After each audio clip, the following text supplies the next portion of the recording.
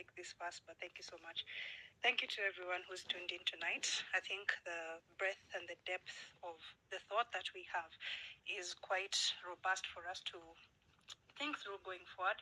And we have valid points even as we think about taking this revolution even beyond the streets, right?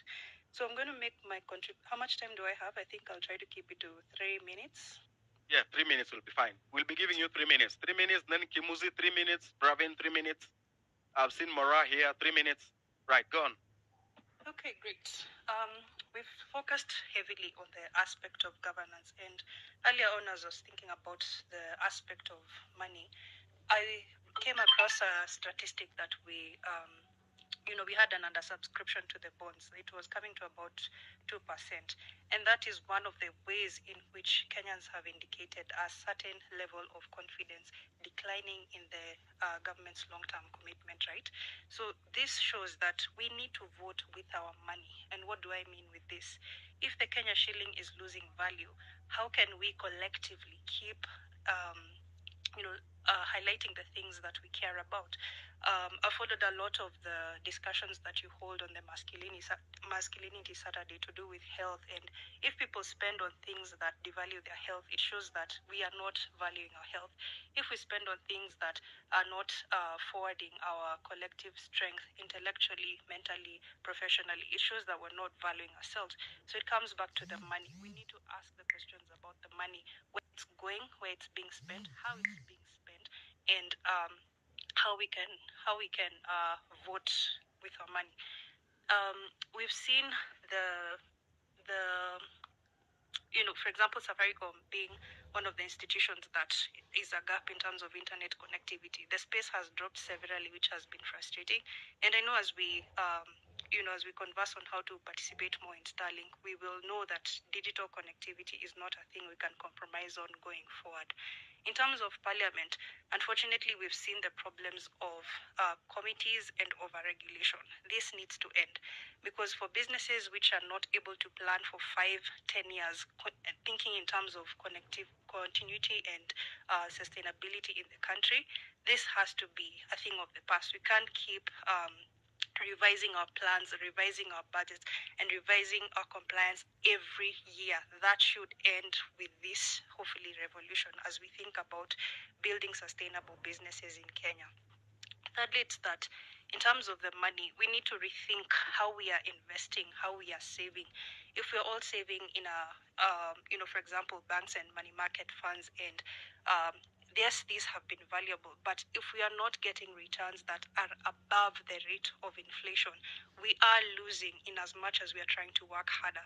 The problem with printing currency, and as we've seen this with the US dollar, is that the height of dollar printing has gotten its debt level to 34.8 trillion USD, and this is the highest it has been in history.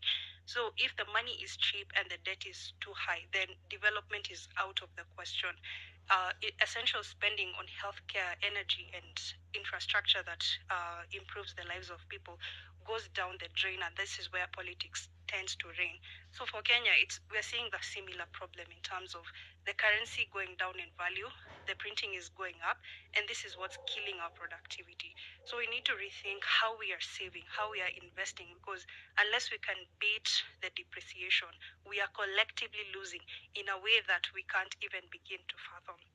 Lastly, it's that in the problem and in regard to real estate, that's one of the key pillars that is connected even to identity as Kenyans. We want to own a piece of the land, somewhere to call home, somewhere to be grounded, somewhere to be connected to our families. It's so vital, but the current political system is putting that ownership in compromise. We've seen too many funds looted going directly to real estate. I thought, and I kept asking myself, why is it that millions that are looted, billions that are missing, and we keep seeing palatial homes, we keep seeing new estates, new apartments, and new flats? Why is this a pattern? The fact is that it's another way that is killing our collective productivity, because if we as majority of Kenyans are earning less than 100,000 shillings or less than 150,000 shillings. When will we afford a real estate demand or pricing of 5 million, 10 million, 15 million shillings? And this is minus furnishing, minus the long-term goals that we want. We need to rethink the money, because this is where our collective strength is being sapped. And if we can see this conversation in terms of the future and in terms of breaking away from what has been expected of us, then we do have a shot at doing this differently. So allow me to just sum that up right there, and I'll summarize some of these thoughts in the comment section. Thank you very much. Thank you very much. That was brilliant. Brilliant. Mora. Shanky, they have said you should sing, and if you sing, they'll sleep. I don't know why they don't like you. Mora. Thank you so much, Amerix, for this space. Yes. I don't have much to say, but I just want to talk about two things. The first thing is, I think we're not talking so much about education, because a couple of years ago, maybe 3 years ago, somebody in campus will pay 30,000, 40,000, and then suddenly they're required to pay around 250,000. In as much as we have inflation, I think there's just something that the government is not telling us about. Either they don't want people in this era to go to school, they don't want people to be educated so that they may question their expenditures and stuff like that. Another thing that I want to also talk about is, I think something like Kenya Power, it needs to be disbanded, first of all. Totally. Because, for instance, a week ago, I will buy tokens. 1,000 bob probably will give me around 48 units. Today, it's giving me 38 units. Either they're eating our money, and I do understand that Ruto, I'll call him Ruto, he has these guys over there, and he doesn't want to let them go. Probably he's getting a cut out of what they're making. And then another thing that I also want to say is, the big problem with this government, either Ruto has bad advisors or he's not taking their advice. Because, for heaven's sake, if you have an advisor like Devin D, what do you expect? Totally nothing. Devin D, the only thing that he wants to do is just to eat and get fat and then abuse people online. So I think that we should continue with this revolution. And my big issue is education. I think that is where I want us to talk about so much. Education. Because it's become too expensive. I think more than 50% will not go to campus this year because it's too expensive. Yeah. And most people are relying on, you'll get families depend on their kids to go to campus to liberate them from poverty.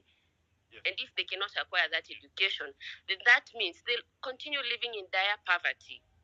Yes. Thank you. Yeah. Thank you very much. That's all that I wanted. Thank you very much. I just want to say something about education. Nataka mnisikie vizuri. Juzi mlisikia cabinet secretary mwenye anadeal na mambo za prisons akisema prisoners wataanza kulipa tax. Na hamkuelewa nini anasema. Kitu inafanyika hapa ni kwamba they make education expensive. Usifikie we kama mtu wa mtaa. So education ikiwa expensive, hautaenda shule. Kama utaenda shule, hautapata opportunity ya kupata job na nini na vitu kama hizo. So utajipata at a disadvantaged position. So utashikwa, labda umepatikana unaloita unatafuta kazi, ama unapatikana umefanya crime, because lazima uishi. Utashikwa, upelekwe prison, uambiwe sasa juu wewe umeshikwa utalipa tax. Prisoners walipa tax. Na hiyo tax mnajua inatoka wapi? Hiyo tax ni wewe unaenda kufanya kazi kwa kampuni za wazungu. Zimeandikwa kazi Kenya, kujenga manyumba, kujenga mabarabara na kujenga nini. Ukishatoka prison unaambiwa ile pesa yenye ungelipwa, ingine tulipa tax na ingine tulijenga hizo manyumba na vitu kama hizo. That is what they are planning. Hiyo ndio ile book ya the capitalists. That's what they do.